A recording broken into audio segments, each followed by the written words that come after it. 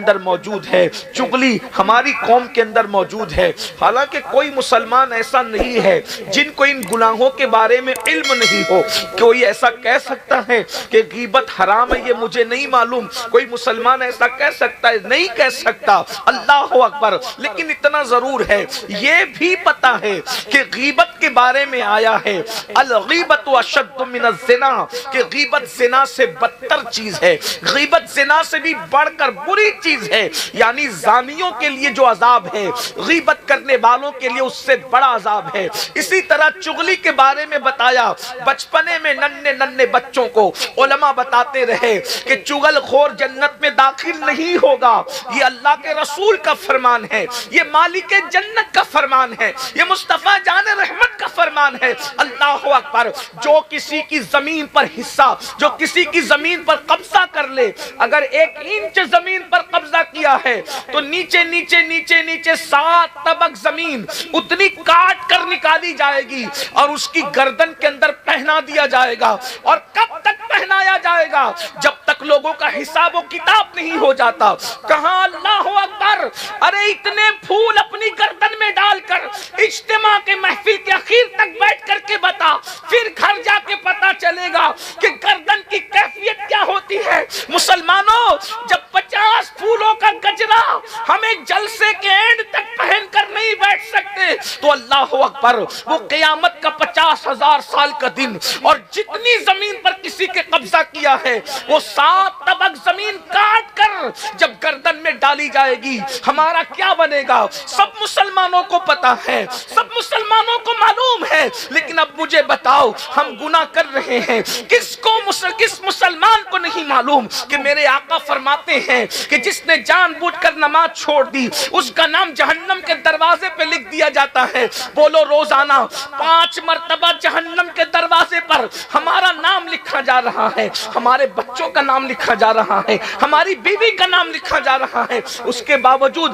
ہمارے کان پہ جو نہیں رینگتی، ہم کارپوریٹر کے، ایم ایل اے کے، ایم پی کے مکان پہ چکر لگانے لگتے ہیں۔ میرا نام پولیس کے رجسٹر میں آ گیا ہے، ذرا کٹوا دیجئے۔ بھائی پولیس زیادہ سے زیادہ کیا کر لے گی؟ 4 ڈنڈے مارے گی، جیل میں ڈالے گی۔ اللہ اکبر۔ لیکن اللہ اکبر، اندازہ تو کریں، پولیس کے رجسٹر میں نام آ جائے، راتوں کی نیند اڑتی ہے۔ روزانہ 5 مرتبہ جہنم کے دروازے پر نام لکھا جا رہا ہے۔ بولو ہمارا کیا حال ہے؟ اس کو کٹوانے کے لیے کوشش کی، اس کو کٹوانے کے لیے ہم نے کوئی جو ہے اللہ اکبر کاروائی کی۔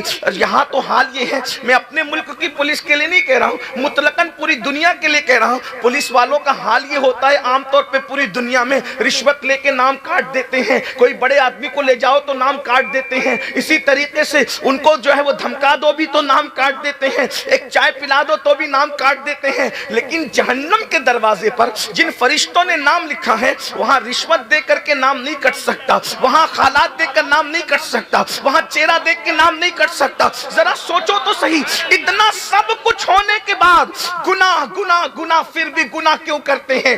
جس مذہب کی تعلیم یہ ہے جو کھڑے ہو کر پیشاب کرے گا، پیشاب کے چھینٹوں سے نہیں بچے گا، وہ بھی جو ہے وہ قبر میں عذاب بھگتے گا۔ یہ سب کو پتا ہے، سب کو معلوم ہے۔ بلکہ یہ بھی آپ کو بتاؤں، آپ کو یہ بھی معلوم ہے، جلسے بہت شوق سے سنتے ہو، انٹرنیٹ پر تو جو ہے سننے والوں کے لیے ہزاروں لاکھوں لوگوں کے ویوز دیکھنے میں آتے ہیں، لیکن جتنے سن رہے ہو اتنا ہی سن ہوتے جا رہے ہو۔ کیا یہ نہیں سنا کہ جس نے سود کا 1 لقمہ کھایا گویا اس نے اپنی ماں کے ساتھ 36 مرتبہ زنا کیا، 36 مرتبہ زنا، سود کھانا، کعبے میں زنا کرنا برابر برابر قرار دیا۔ آج لوگ جھوٹی قسمیں بھی کھاتے اللہ کے نام کی، حدیث قدسی میں ہے، میرا اللہ فرماتا ہے مجھے جھوٹی قسموں کا نشانہ مت بنانا۔ پھر اللہ فرماتا ہے غیرت والا خدا ارشاد فرماتا ہے جو میرے نام کی جھوٹی قسم کھائے میں اس کی 7 پشتوں پہ لعنت کرتا ہوں کہ ہم نے یہ نہیں سنا، سب کچھ سنا ہے، لیکن پھر ہم گناہ کیوں کرتے ہیں؟ اصل عنوان یہ ہے، اس کی طرف آتے ہیں۔ اللہ اکبر، رونا تو ہم روز ہی روتے ہیں، لیکن گناہ کا حل بھی تو پیش کریں۔ ہم گناہ کیوں کرتے ہیں؟ گناہ کرنے کی وجہ کیا ہے؟ صحابہ کرام گناہ نہیں کرتے تھے، اولیاء کرام گناہ نہیں کرتے تھے، اکابرین گناہ نہیں کرتے تھے۔ آج سے 100 سال تک پہلے مسلمانوں کو دیکھو، وہ لوگ گناہ نہیں کرتے تھے میرے بھائی، وہ لوگ حتی الامکان گناہ سے بچتے تھے۔ یہ نہیں کہہ رہا ہوں کہ وہ معصوم تھے، یہ نہیں کہہ رہا ہوں کہ وہ محفوظ تھے، آج سے 100 سال پہلے والے لوگوں کی بات کر رہا ہوں۔ صحابہ تو ہمارے عقیدے میں محفوظ ہے، اولیاء تو ہمارے عقیدے میں محفوظ ہے، اہل البیت تو ہمارے عقیدے میں محفوظ ہے، انبیاء کرام معصوم ہیں، لیکن آج سے 100 سال پہلے والے لوگ گناہ کیوں نہیں کرتے تھے؟ وہ محفوظ نہ ہونے کے بعد بھی گناہ کیوں نہیں کرتے تھے؟ اس کی وجہ یہ تھی، اللہ اکبر، آپ دیکھ لیں، چیک کر لیں اور اندازہ کر لیں، وہ گناہ کیوں نہیں کرتے تھے اور گناہ نہیں کرتے تھے، اس کی برکتیں بھی ان کو ملتی تھی۔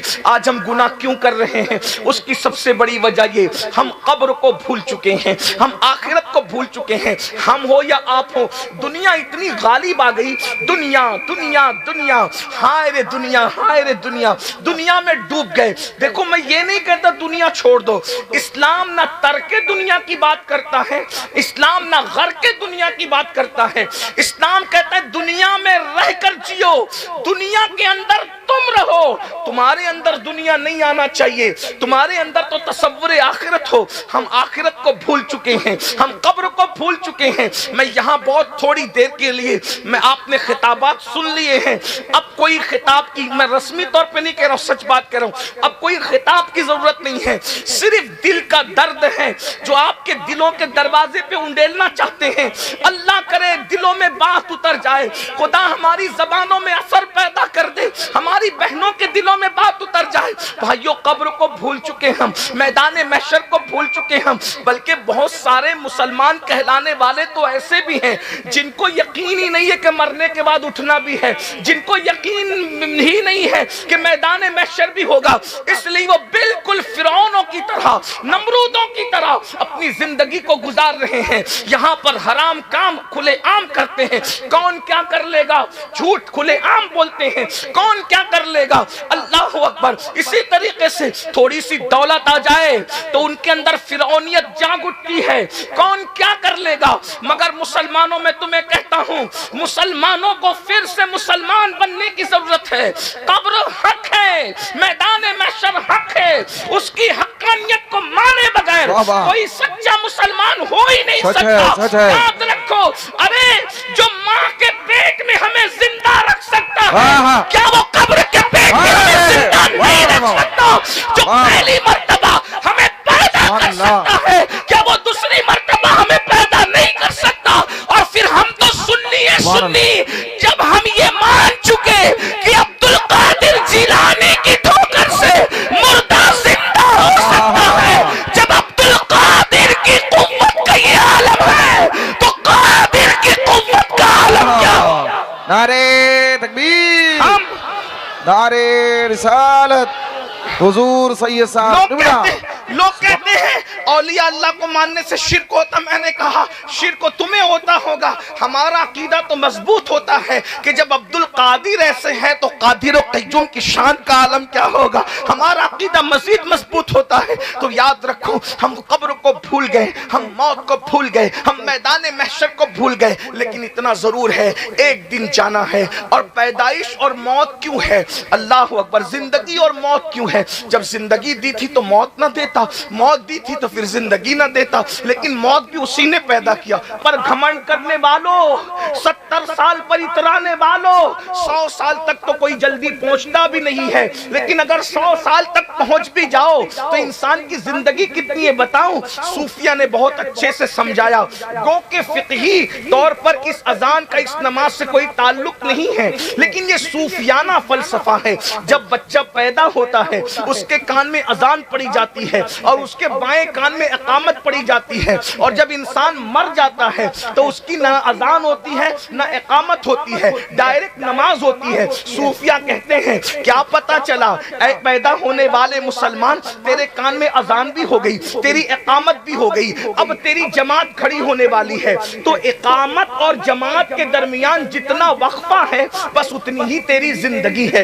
اتنی تھوڑی سی زندگی میں اب چاہے تو تو جنتی بن جا، چاہے تو جہنمی بن جا، چاہے تو نیک عمل کر لے، چاہے تو بدعملی کر لے، چاہے تو تو سجدوں سے زمین کو آباد کر دے، یا تو پھر تو گندگی سے زمین کو گندا کرنے کی کوشش کر لے، تو جو چاہے کر لے، حلال کھا کے خدا کو راضی کر لے یا حرام کھا کے اللہ کو ناراض کر لے۔ بہت تھوڑی زندگی لے کر آئے ہو۔ جو ہماری عمر کے لوگ یہاں موجود ہیں، 35-40 سال کے جو لوگ ہیں، ذرا مڑ کر دیکھیں 35-40 سال کہاں گزرے، ایسا لگتا ہے صبح ہوئی اور شام ہو گئی۔ اللہ اکبر۔ 50 سال والوں سے پوچھو کہ اتنی جلدی گزر گئے 50 سال، 60 سال والوں سے پوچھو کتنی جلدی گزر گیا بچپنا۔ میرے بھائیوں، اسی طرح موت بھی آنے والی ہے۔ بچپنا کتنی تیزی سے گزرا، جوانی کتنی تیزی سے گزری، اور اب بڑھاپا ہے بڑھاپا۔ اور ایک بات یاد بھی رکھنا، کوئی یہ نہ سمجھے کہ بوڑھے ہونے کے بعد ہی مرتے ہیں، نہیں نہیں، آنے میں ترتیب ہے۔ پہلے دادا آئیں گے، پھر ابا آئیں گے، پھر پوتا آئے گا،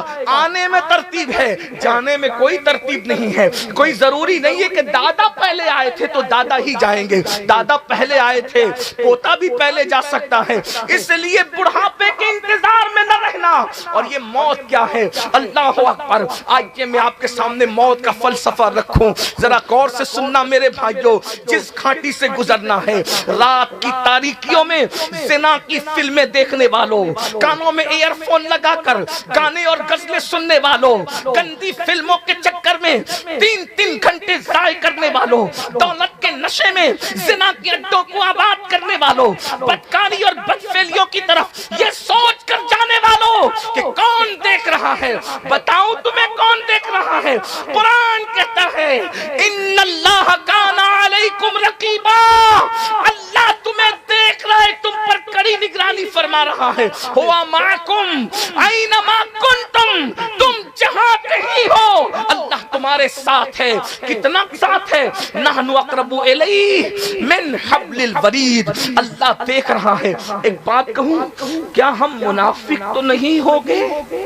کیا معاذ اللہ ہم زندیقیت کی طرف تو نہیں جا رہے ہیں؟ کیوں؟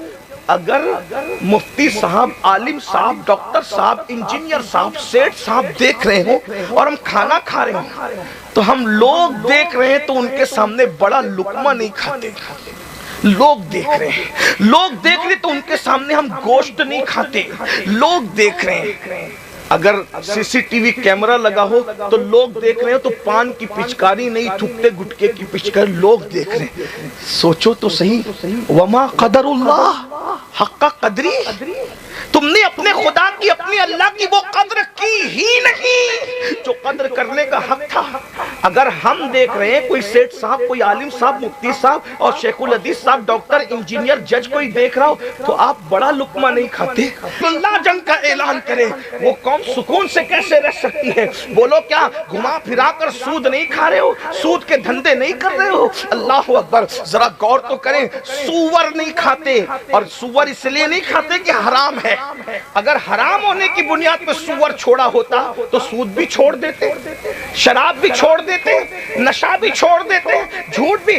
ہم سور حرام اس لیے نہیں چھوڑا، سور ہمیں پسند نہیں ہے اس لیے چھوڑا ہے۔ سور کو حرام کہا، اس قرآن نے جھوٹ کو بھی۔ اس کا مطلب ہم اپنی طبیعت کے بندے ہیں۔ امام نے اسی لیے تو کہا تھا، اور سن لے آدھا میں بگڑنے کا نہیں، سن لے آدھا میں بگڑنے کا، جو ہمارے بگڑنے کے متمنی ہیں وہ خیال دل سے نکال دے۔ میرے امام نے کہا تھا سن لے آدھا میں بگڑنے کا نہیں، وہ سلامت ہے بنانے والے۔ سبحان اللہ، سبحان اللہ۔ جگمگا اٹھی میری گور کی خاک، تیرے قربان چمکنے والے، حسن تیرا سا نہ دیکھا نہ سنا، کہتے ہیں اگلے زمانے والے، اور کیوں رضا آج گلی سنی ہے، اٹھ میرے دھوم مچانے والے۔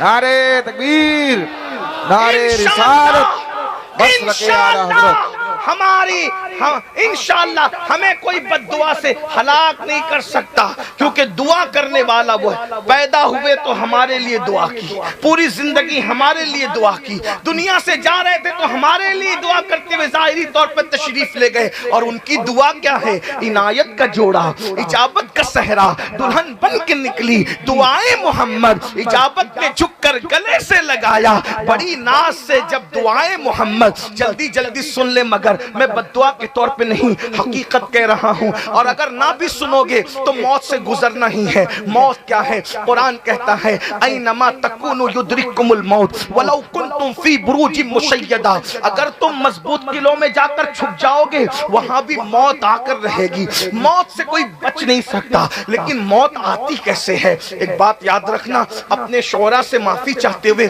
وہ برا نہیں مانیں گے، اور نہ میں ان کو کچھ کہہ بھی نہیں رہا ہوں، لیکن ایک بات کہتا ہوں، شاعری کی دنیا الگ ہے، حدیث کی دنیا الگ ہے۔ یہ جو ہم کہتے ہیں نا مریں گے تو جو ہوگا دیکھا جائے گا، اور ہم دیکھ لیں گے اور ہم نپٹ لیں گے، ایک بات آپ سے کہتا ہوں، دیکھو یہ شاعری کی حد تک ٹھیک ہے، شاعر کو اجازت ہے، لیکن حدیث کچھ اور کہتی ہے۔ آپ کو بتاؤں نیک لوگوں کی بھی موت بہت آسان نہیں ہوتی، حدیث کی دنیا میں اگر چلو نیک لوگوں کی موت بہت آسان نہیں ہوتی۔ آپ کو بتاؤں جب حضرت سیدنا عیسیٰ علیہ السلام کو، میری بہنوں کی بھی توجہ، عیسیٰ علیہ السلام کو اللہ نے مردہ زندہ کرنے کے معجزے سے نوازا، تو حضرت عیسیٰ علیہ السلام کو ماں کی یاد آ رہی تھی، ماں کا انتقال ہو چکا تھا۔ کون سی ماں؟ مریم بطول، جس کو کبھی کسی اجنبی مرد نے دیکھا نہیں، ہاتھ لگانا تو دور کی بات، کبھی دیکھا نہیں۔ حضرت جبریل کو لباس بشر میں اپنے حجرے میں دیکھ کر کے اللہ کی پناہ طلب کرنے لگی۔ ذرا غور فرمائے، اللہ اکبر، جس نے کبھی اپنا حجرہ نہیں چھوڑا، وہ مریم جو بھانجی ہے پیغمبر کی، وہ مریم جو ماں ہے پیغمبر کی، وہ مریم جو خالہ ایک پیغمبر کی، اللہ اکبر، وہ مریم جس کو قرآن بطول کہتا ہے، وہ مریم جس کو قرآن پاک باز کہتا ہے، 3 صورتوں میں اللہ نے جس کی طہارت بیان کی ہے اسے مریم کہتے ہیں، وہ حضرت مریم، اللہ اکبر، بے موسم کا پھل جس کے حجرے میں لایا جاتا تھا، اللہ اکبر، اس مریم کے مزار پر آ کر ان کے صاحبزادے، ان کے بیٹے حضرت عیسیٰ کہتے ہیں امی، میری امی تمہاری یاد آتی ہے، میں چاہتا ہوں کہ میں تمہیں زندہ کروں اور دنیا میں لاؤں، کیونکہ یہ معجزہ اللہ نے مجھے دیا ہے، تو میں چاہتا ہوں تمہیں زندہ کروں، دنیا میں لاؤں۔ ماں کی محبتیں، ماں کا پیار، ماں تو ہوتی وہ چیز ہے جس کے پاس ماں نہ ہوگی کتنا ہی بڑا ہو ماں کی یاد ضرور آئے گی، اور جس کے پاس تو باپ بھی نہ تھا صرف ماں ہی تھی، اللہ اکبر، جس کو خدا نے اپنی قدرت کاملہ سے بن باپ کے کماری مریم سے صرف ماں سے پیدا کیا تھا، اس کے لیے تو ماں ہی سب کچھ تھی، تو ماں کے مزار پہ کہتے ہیں ماں میں تمہیں زندہ کر کے دنیا میں لانا چاہتا ہوں، تو قبر سے آواز آتی ہے میرے بیٹے عیسیٰ پھر اس زندگی کے بعد پھر مرنا پڑے گا، پھر روح نکلے گی، پھر روح نکلے گی، تو کہتے ہیں ہاں ماں جب زندہ ہو کر دنیا میں آؤ گی تو پھر روح نکلے گی اور مرنا پڑے گا، تو ماں نے کہا بیٹا مجھے زندہ نہ کرو، یعنی دنیاوی زندگی میں آنا نہیں چاہتی، کیوں ماں؟ فرماتی ہیں پہلی مرتبہ موت کے وقت تو روح نکلتے وقت تو جو تکلیف ہوئی تھی دوبارہ اب وہ تکلیف برداشت کرنے کی میرے اندر طاقت نہیں ہے، اس لیے بیٹا میں دوبارہ، یہ کون ہے؟ مریم جس کو کبھی غیر محرم نے دیکھا نہیں، میں تھوڑا سوچتا ہوں ابھی آپ برا نہیں مانیں گے تو کہوں گا کہ جس کو غیر محرم نے نہیں دیکھا اس کو اللہ نے بطور آزمائش مرتبہ بڑھانے کے لیے، مرتبہ بلند کرنے کے لیے ان کو موت کے وقت اس تکلیف سے گزارا۔ جو عورتیں بیوٹی پارلر میں جاتی ہے سجنے دھجنے کے لیے ان کو موت کے وقت کتنی تکلیف آئے گی، جو مریم محراب چھوڑ کر سجدے والی کبھی گھر کے باہر نہ نکلی، حجرے کے باہر نہ نکلی، ان کو موت کے وقت اتنی تکلیف ہوئی، تو جو عورتیں پوری زندگی کبھی سجدہ ہی نہیں کرتی ان کو موت کے وقت کیا تکلیف آئے گی۔ آئیے ایک حدیث اور سن لیں جس کو شرح الصدور میں امام جلال الدین سیوطی نے لکھا ہے، اس کا مفہوم پیش کرنا ہوں۔ ایک ہستی ہے جو نبی کا سگا بیٹا ہے اور بعد کے سارے نبیوں کا باپ ہے، اس ہستی کو دنیا حضرت سام بن نوح کے نام سے جانتی ہے، یہ نوح علیہ السلام کے سگے بیٹے سام، اور اس کے بعد ابراہیم علیہ السلام، اسماعیل علیہ السلام، یعقوب علیہ السلام، یوسف علیہ السلام، جتنے انبیاء بنی اسرائیل ہیں وہ سب حضرت سام بن نوح کی اولاد میں سے ہے، اور جتنے بنو اسماعیل میں ہیں وہ بھی حضرت سام بن نوح کی اولاد میں سے ہے۔ جب عیسیٰ علیہ السلام کو مردہ زندہ کرنے کا معجزہ دیا گیا تو آپ نے مردے زندہ کیے، تو قوم جو ناہنجار تھی اس نے کہا تازہ تازہ قبروں سے مردے زندہ کرتے ہو، ایسا ہو سکتا ہے کہ وہ مرا ہی نہیں اور آپ نے زندہ کر دیا؟ تو اللہ اکبر، آپ سے کہا گیا کسی پرانی قبر پہ چلیے، توجہ کرنا بھائیو، کسی پرانی قبر پہ چلیے۔ تو حضرت عیسیٰ نے کہا جدھر لے چلو چلیں گے، تو وہ لوگ لے گئے حضرت سام بن نوح کی قبر پہ، نبی کا سگا بیٹا اور بعد کے سارے نبیوں کا باپ، یعنی چھوٹی موٹی ہستی کا ذکر نہیں ہو رہا ہے بھائیو، ابھی نہ پیر کا ذکر ہے، نہ مرید کا ذکر ہے، نہ عالم کا ذکر ہے، نہ جاہل کا ذکر ہے، یہ نبی کا سگا بیٹا اور نبی کا سگا وفادار بیٹا اور سارے نبیوں کا بعد کے نبیوں کا باپ سام بن نوح، ان کی قبر پہ امام سیوطی کہتے ہیں عیسیٰ علیہ السلام گئے، اور اس کے بعد جب قم باذن اللہ کہا، وہ اپنی قبر سے مٹی جھاڑتے باہر آئے اور پوچھا کیا قیامت آ گئی؟ تو کہا گیا قیامت نہیں آئی، اللہ کے پیغمبر عیسیٰ علیہ السلام کی دعا سے تم زندہ ہوئے ہو۔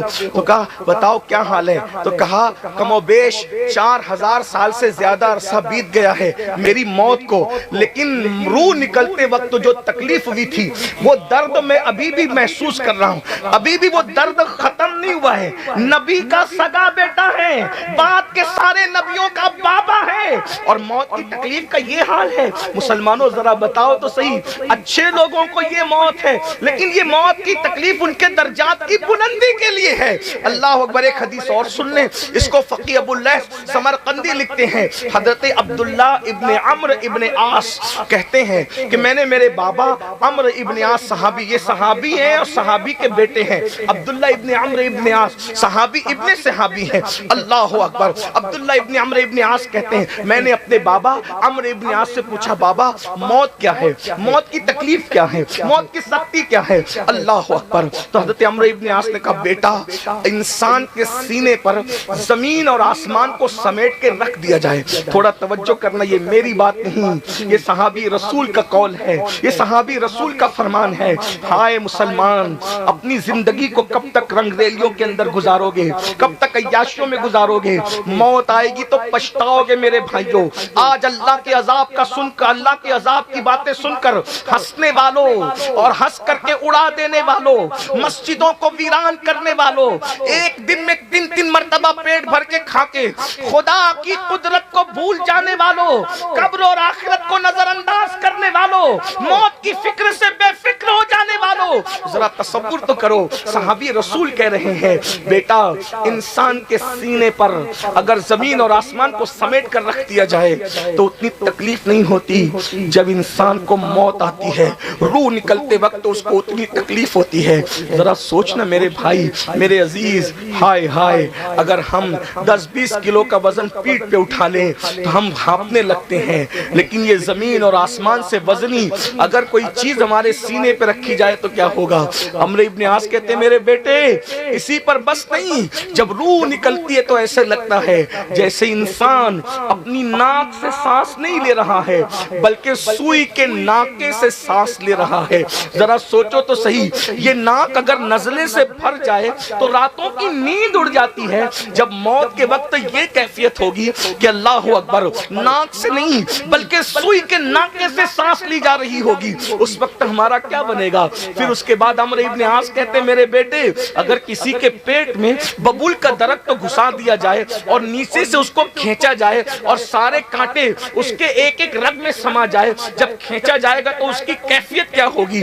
فرماتے ہیں اس سے زیادہ میں موت نہیں بتا سکتا، اس لیے کہ موت اگر جانوروں کو بتا دی جاتی کہ موت کیا ہے تو تمہیں کوئی گوشت والا جانور نہیں ملتا جو اس کا تم گوشت کھا سکتے تھے۔ میرے آقا فرماتے ہیں سچے رسول، صادق و مصدوق، مصطفیٰ کریم رؤوف الرحیم صلی اللہ علیہ وآلہ وسلم کہ اگر موت لوگوں کو بتا دی جائے تو لوگ ایسے گھلنے لگیں گے جیسے پانی کے اندر نمک گھلنے لگتا ہے۔ یہ اپنے آقا کا فرمان ہے، اس گھاٹی سے گزرنا ہے، اس وادی سے گزرنا ہے، اللہ اکبر، موت اسے کہتے ہیں۔ اور آپ کو بتاؤں، آئیے آگے بڑھتے ہیں، فتاوی رضویہ جلد 9 میں امام اہل سنت مردے کی بے کسی اور بے بسی کو اور قبر کے احوال بیان کرتے ہوئے ہم نے بہت کہا نا، قبر میں جو ہوگا دیکھا جائے گا، جو ہوگا دیکھا، یہ جو ہوگا دیکھا جائے گا، یہ ان لوگوں کے منصب تھے جن لوگوں نے کہا تھا میری آپ کی اوقات نہیں بھائیوں، جن کو 5 کلمے بھی نہیں آتے ہوں، جو لوگ کبھی مسجد کا منہ بھی فجر میں دیکھنے نہیں جاتے ہو، وہ کیا دیکھیں گے؟ آئیے امام اہل سنت جن کے مسلک کا ہم نعرہ لگاتے ہیں اور حق لگاتے ہیں، وہ اپنی کتاب فتاوی رضویہ 9ویں جلد کے اندر کیا لکھتے ہیں؟ فرماتے ہیں یہ موت کی تکلیف کوئی چھوٹی موٹی تو نہیں، جس کی ایک ضرب، فرماتے ہیں جس کی ایک موت کا ایک جھٹکا سینکڑوں تلواروں کی ضرب سے زیادہ سخت تر ہے۔ اللہ اکبر، یعنی سینکڑوں تلواریں ایک ساتھ جسم پہ ماری جائے تو اتنی تکلیف اور صدمہ نہ ہو جتنا موت کا صدمہ، اور موت کے ہر جھٹکے کی کیفیت کیا ہے؟ اللہ اکبر، فرماتے ہیں ہزاروں تلواروں کی ضرب سے زیادہ جھٹکے، فرماتے ہیں یہی صدمہ کوئی کم نہ تھا، مکان چھوٹا، مال چھوٹا، بھائیوں سب چھوڑ کے جانا ہے، جھوٹ سچ بول کے مال کمانے والوں، حرام و حلال میں تمیز کیے بغیر مال کمانے والوں، کیا نہیں دیکھتے سیٹھ صاحب گئے کیا لے کر کے گئے، وزیر صاحب گئے کیا لے کر کے گئے، پردھان صاحب گئے کیا لے کر کے گئے، چودھری صاحب گئے کیا لے کر گئے، علامہ صاحب گئے کیا لے کر گئے، کوئی کچھ لے کر کے گیا، کوئی کچھ نہیں لے کر گیا۔ قرآن کہتا ہے لا تنس نصیبک من الدنیا، دنیا سے اپنے نصیب کا مت بھولو، کچھ نہیں لے کر جائے گا کوئی سوائے کفن کے، اور وہ کفن ہائے ہائے کبھی غور تو کر لیا ہوتا، کبھی سوچ تو لیا ہوتا، ہر کپڑا اپنے پسند کا، 5-5 6-6 دکانیں چھوڑ کر کے کپڑا پسند کرتے ہیں، کپڑے خریدنے کے لیے دلی ممبئی تک جاتے ہیں، اچھا ہے جاؤ میں منع نہیں کرتا، ہم تو قادری لوگ ہیں، اچھا پہنو، اچھا کھاؤ، اچھے اعمال کرو، یہی ہمارا تصوف ہے، لیکن ایک بات میں آپ سے کہتا ہوں سارے کپڑے اپنی پسند کے، لیکن ہائے رے ہائے جو آخری میں پہننا ہے وہ کپڑا اپنی پسند کا کبھی نہیں ہوتا، اس میں نہ جیب ہوتی ہے نہ قبر میں تجوری ہوتی ہے۔ میرا مال میرا مال میرا مال، مال پہ غرور اور گھمنڈ کرنے والوں کس پر اترا رہے ہو، کس پر گھمنڈ